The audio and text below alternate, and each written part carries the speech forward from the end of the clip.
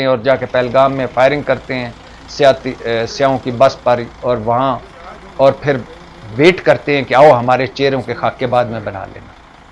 अच्छा, पहलगाम हमला हुआ जी, अगले आगे सुनिए। पहलगाम पर जो हमला हुआ खुद साख्ता, ये दोपहर 3 बजे। आप टाइमलाइन उठाकर देख लें भारतीय सोशल मीडिया की, राह से जुड़े सोशल मीडिया की, कि 3:05 पर राह से जुड़े सोशल मीडिया ने पाकिस्तान पर इल्जाम लगा दिया। 3 बजे वहां हुआ, बंदे को मकबूजा कश्मीर से, गो के ग्लोबल विलेज है, मिनटों में खबर पहुंच जाती है। लेकिन जब भी कोई वाकया होता है उसके बाद सबसे पहले क्या हुआ भाई, फायरिंग हुई, धमाका हुआ, कोई लड़ाई हुई आपस में, क्या हुआ है, कैसे हुआ है, कोई घंटा 2 घंटे तो लग जाते हैं ना।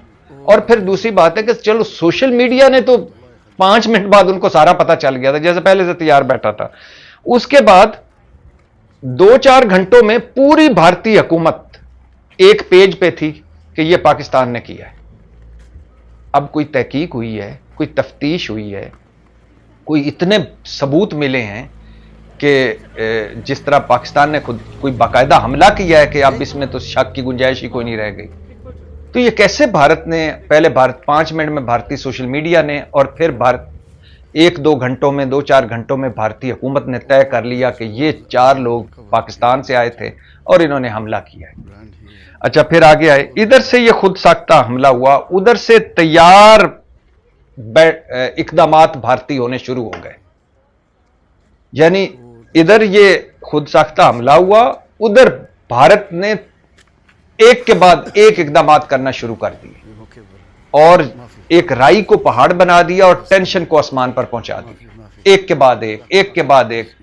सऊदी अरब के दौरे पर नरेंद्र मोदी दौरा मुख्तसर करके भारत पहुंचते हैं, और दौरा मुख्तसर करना यह भी एक बड़ी खबर। उसके बाद एयरपोर्ट पर ही मीटिंग कर लेते हैं।